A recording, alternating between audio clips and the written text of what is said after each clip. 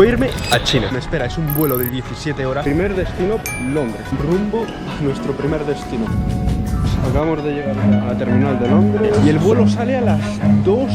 No me ha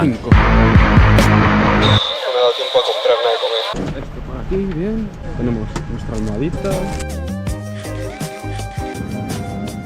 El plan de ahora va a ser dormir lo máximo posible. A few moments later. No he dormido casi nada, la verdad.